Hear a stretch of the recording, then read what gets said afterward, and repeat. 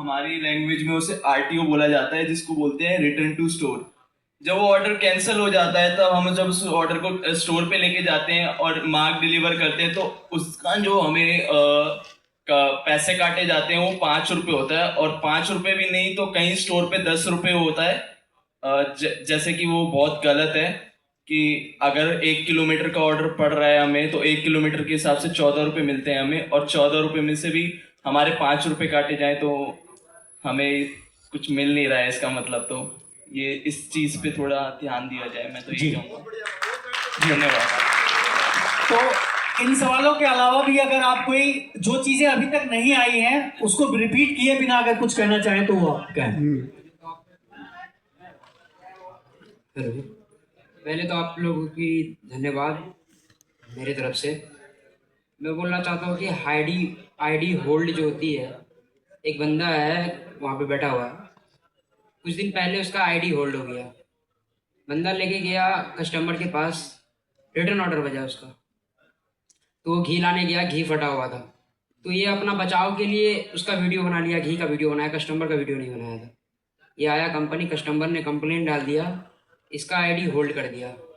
Company TL से जाके बात किया हम लोग ने जाके, तो बोल रहा है कि एप्लीकेशन दो। एप्लीकेशन दिया, फिर भी 24 घंटा के बाद आईडी ऑन नहीं हुई, अभी तक होल्ड में है उसकी आईडी।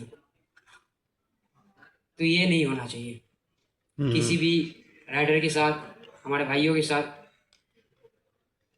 और बोलना चाह रहा हूँ कि हम लोग किसी बड़े मॉल में या कहीं पे डिलीवरी करने जाते हैं तो वहाँ से बाहर में अगर गाड़ी लगा दें या कस्टमर को बुलाया जाए, अगर बुलाते हैं कस्टमर को, कस्टमर आते नहीं हैं और वहाँ पे गाड़ी लगा के जाते हैं तो गाड़ी हम लोग का पार्किंग से उठ जाता है। तो पुलिस वाले को जाके फिर वहाँ से छुड़ाओ, पैसे दो, ये गलत होता है। हम लोग के साथ हम लोग का शोषण किया जाता है।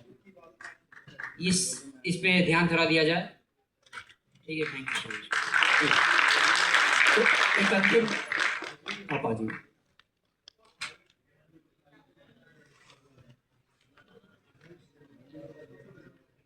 आप सभी को मेरा नमस्कार। और मैं ब्लिंकिट से राइडर भी हूँ, पिकर भी हूँ और गार्ड भी हूँ, एक ब्लिंकिट के। और मैंने हर चीज़ में प्रॉब्लम फेस करी है। सबसे बड़ा इशू होता है कि कैश के लिए अगर आप ब्लिंकिट से कोई सामान, मैं क्या कोई भी पब्लिक करेगी, तो या तो राइडर के पास क्योंकि ना तो कैश होता है ना ही उस पर ऑनलाइन होता है, जिस वजह से उसको दिक्कत काफ़ी समय वो करना पड़ता है। तो इसी कारण से मैंने ये देखा है कि लोग ब्लिंकिट का ऑर्डर लेके जा रहे हैं, सामने वाला कैश खुले नहीं देता और ना ही प्रॉपर ऑनलाइन देता, और ये सबसे बड़ा हमारे देश में मुद्दा है।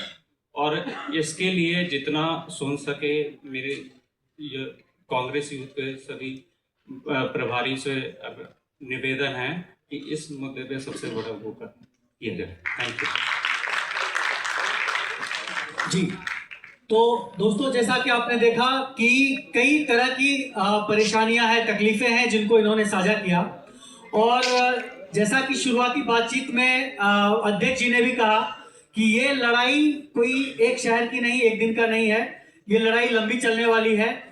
तो जो लड़ाई वैसी लड़ी जाती है जिसमें हम अपना आत्मबल मजबूत रखें और हम खुशी के साथ लड़ें। जो समस्या है वो तो है ही, लेकिन जो हम लड़ें तो एक उत्सव की तरह मना करके चले, एक खुशी की तरह से मनाएं।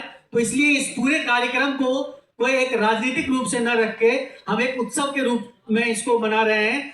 और काफी लंबे समय के लिए ये लड़ाई चलने वाली है और एक देशव्यापी मुहिम में, देशव्यापी आंदोलन में ये परिवर्तित होने जा रहा है।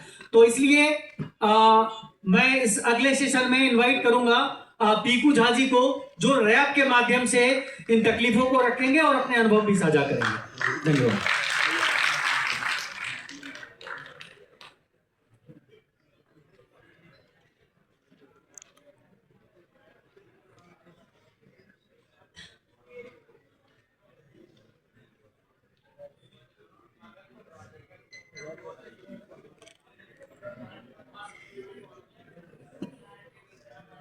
हेलो,